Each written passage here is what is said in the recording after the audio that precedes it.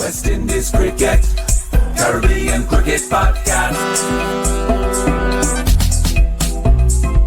West Indies Cricket, Caribbean Cricket Podcast. Yes, ladies and gentlemen, welcome back to another edition of the Caribbean Cricket Podcast. I'm one half of the Caribbean Cricket Podcast, Machel St. Patrick Hewitt. And guess what? Cricket Forum has not mashed me up yet. I'm still out here. Caribbean Cricket Podcast is still out here. I have not been mashed up just yet. Listen, we are, what day is it? Tuesday. We are 3 days away from the start of the Pakistan versus West Indies Test series. And I've looked at content planning, people. Believe it or not, content planning. I've looked at the content plan and I said, yeah, you know what? I ain't got time on Thursday to record anything. And then the test starts on Friday. Tomorrow, Santoki and I are recording an episode with the West Indies men's senior men's team's analyst, Avinash Sitaram. He's coming on and we're going to look at all things cricket, cricket analysis or cricket analysts and that role and the importance of that role. So look out for that, people. That will be dropping tomorrow. But like I say, in the meantime, I just kind of wanted to look ahead to the test series in terms of who may play in that first test match against Pakistan. We haven't done one of these videos in a long time. We used to do them all the time, and then everyone started copying us. And so we just stopped doing it. But we've brought it back. We brought it back on a random one. Who will play in the first test against Pakistan? Because it's actually a bit of a debate. I think normally when you look at like who will play, it's so obvious that it doesn't warrant a video being made. But we feel like this first test against Pakistan does warrant one. But where I'm going to go first is if you watched the live show yesterday or on Monday, I'm recording this on Tuesday, obviously. If you watched the live show, the live call-in show yesterday, there was a big debate on the live call-in show about Josh De Silva, right? And people going back and forth about, is his place under threat? Should he be in the team? Blah, blah, blah, blah, blah. I've already recorded an episode looking at the Josh De Silva conundrum. After you've watched this one, go back in the archives and watch that particular episode that I did on Josh De Silva. But you may remember, again, if you haven't watched the call-in show, you may want to go back after watching this and go watch the call-in show. But disclaimer, it was 2.5 hours long and 12 different people rang in. So you'll have to fast forward a bit. But anyways, Jacob rang in. Jacob rang in and said, Mash, I've got some stats to share for you. He said, Josh is down bad, more than people realize. And he shared some stats which basically showed that when Josh bats with the tail, more often than not, I can't remember the exact number of times. I think it was 14. Was it 14? I think 14 out of his last 19 innings. I think this goes back 2 years. Josh has, was it 2 years? Anyways, 14 of his last 19 innings, whatever that may be, Josh has got out before the tail has got out. And so Jacob was using that stat to basically say, this is a bit of a misnomer. Everyone says that Josh struggles because he has to bat with the tail. But Jacob was like, well, yeah, he may have to bat with the tail, but he's even getting out before the tail. So how much is that? How valid of a reasoning is that? And I said, fair. Obviously, Ian the Trini then came on and launched a staunch defense of his fellow countryman, Josh De Silva, which he's entitled to do. But what I said to Jacob and what I challenged people to do is I said, I want you to find me a different stat. I said, find me the stat for what the average score is when Josh De Silva comes to the crease. Okay? Anyways, Jacob went and crunched it and he sent me the following today. Listen to this, people. In Josh's last 19 innings, listen to this. Remember, Josh bats number 7.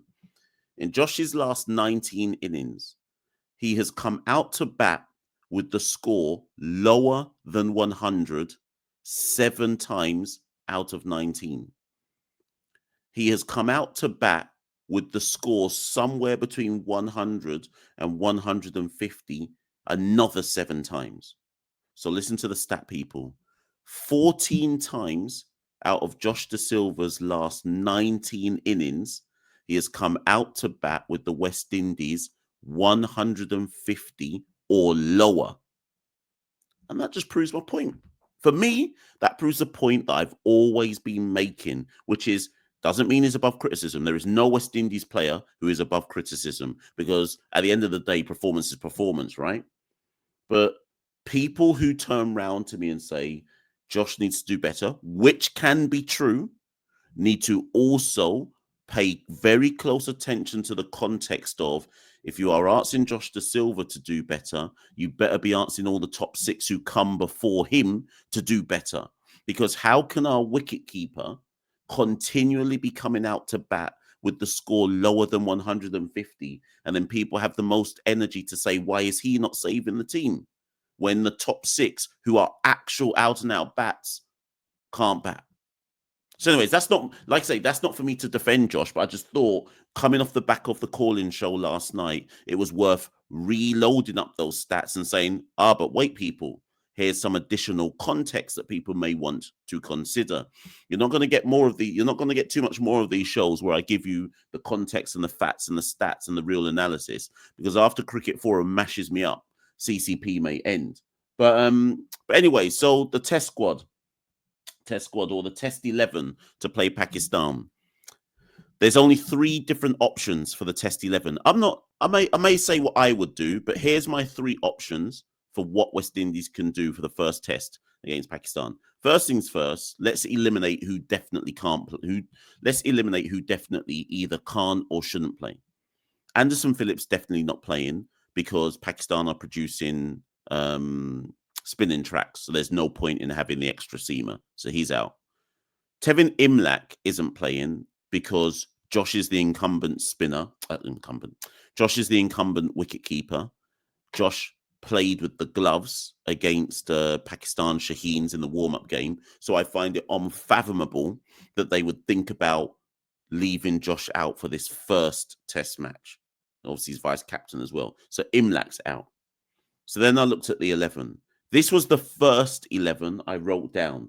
This doesn't mean that this is the 11 that should play. Can you not hear my throat? That 2.5 hours doing that show last night has mashed me up. This before Cricket Forum mashes me up as well. So this is the first 11 that I wrote down. Craig Brathwaite, Machel Louis, Casey Carty, Ali Cathernays, Kavem Hodge, Justin Graves, Josh De Silva, Gudakesh Moti, Jamel Warrican, Kimar Roach, Jaden Seals. That's the first 11 I wrote down. I am not saying that's what the team should be, but to me, that's the most obvious team. If they're not going to spring any surprises on us, that's the most obvious team that should play. It's not about what I think should happen or what you lot think should happen. I'm saying what the most likely and most obvious 11 would be, and I think that's what it would be. However, there's 2 different teams I've then written down with 2 potential different options. There is an argument to say, not because of his performance versus Pakistan Shaheens, that's not what I'm basing it on, but Pakistan's plan, if you haven't seen the pictures yet from Multan, Pakistan are clearly intending to produce as dry a pitch as possible that will aid spin. Go back to the England series, their last home test series engagement, and I think the guys at oh my gosh, the guys at Backward Point Podcasts, who I record an episode with, that's out today, by the way, people. I'll put the link in the description below, but go watch that as well. We did a Pakistan West Indies review. Backward Point Podcasts are a Pakistan orientated podcast, right? Really good. They're really good at what they do. Anyways, they said to me, Pakistan are going to play. Basically, they're just going to bowl spin. They'll bowl a seamer as an opening spell because that's just the traditional thing you do. And then once that's done, spin for the rest of the test match. And then the same thing again in the second test. If that is the case, and if that is the way forward in Pakistan, then there's an argument to say that West Indies have to find a way for Kevin Sinclair to play. And listen, people, it's no sentiment out here. It's horses for courses. It's about what is the best team for the conditions, not who deserves to keep their place or who is an incumbent, or it's horses for courses. So if it is determined that Pakistan are going to have 3 spinners, so they'll have Naman, Sajid, and they'll have one other brother, right, who will be frontline spinners. If Pakistan, the team in home conditions, know that they need 3, then West Indies, the travelling team in alien conditions, should probably be copying the strategy because that's the strongest thing to do.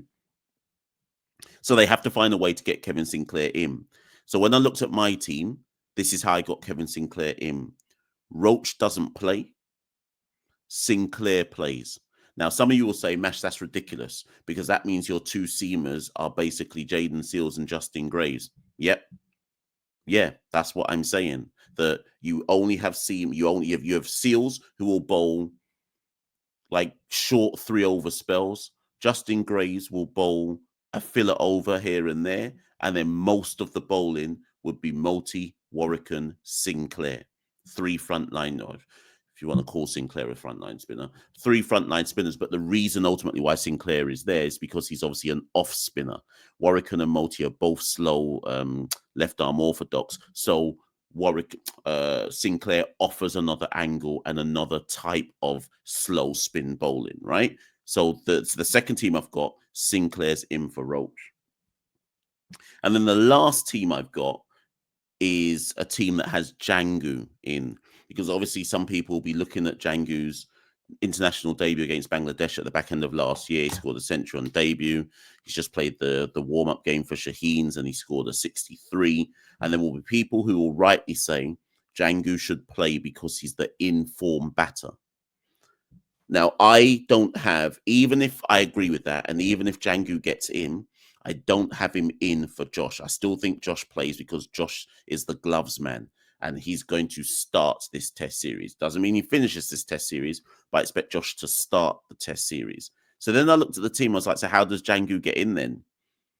And again, horses for courses, people. If Jangu gets in, Carty's the one who I've got out, which is a huge call to make because Carty's only played 4 test matches, but there's no time for friendship out here and there's no time for sentiment. If they believe that Jangu is the informed guy, they have to find a way to get Jangu in.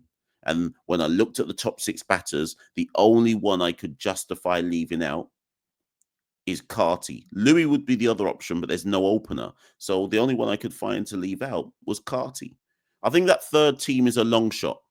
I think it's going to be either between team 1 or team 2. So these are my 2 teams, people. It's either team 1, Craig Brathwaite, Machel Louis, Casey Carty, Ali Cathanes, Kavem Hodge, Justin Graves, Justice Silva, Gudakesh Multi, Jamel Warwican, Kimar Roach, Jaden Seals. Or it's team 2, Craig Brathwaite, Machel Louis, Casey Carty, Alec Athanase, Kavem Hodge, Justin Graves, Josh De Silva, Kevin Sinclair, Gudakesh Multi, Jamel Warwican, Jaden Seals. I think it's one of those 2 teams. But I'm willing for you lot to get in the comments below and say, no, Mash, you've got this completely wrong. Here's the third likely team it would be. We're talking about the first test, people.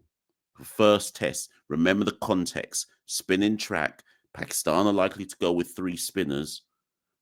Do West Indies play to what they deem their strengths to be? Or is it a horses and courses thing, which mimics what the home side is doing because they know the conditions best? Listen, I'm out of here, people. My voice is already going. It's been struggling the last few days. But lastly, from me, if you haven't done so already, the Backward Point podcast, which is effectively a Pakistan cricket podcast, I recorded an episode with them. That's just landed in the last hour or so. Go watch that to go and get a bit of a Pakistani perspective ahead of this test series against the West Indies.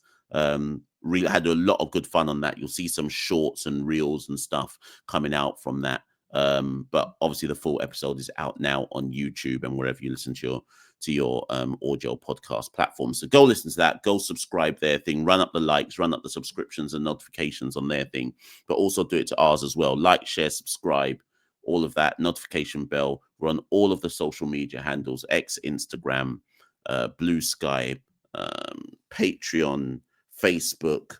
I always miss things out, but we're on all of them. So go hit us up on that. And if you'd like to support the Caribbean Cricket Podcast, head to www.patreon.com/Carib Cricket. Any little bit helps and counts towards the movement and keeping us on the air until I get mashed up. Right, listen, people, I've been Machel St. Patrick Hewitt, one half of the Caribbean Cricket Podcast. See you all soon, people. Later. West Indies Cricket, Caribbean Cricket Podcast. West Indies Cricket, Caribbean Cricket Podcast.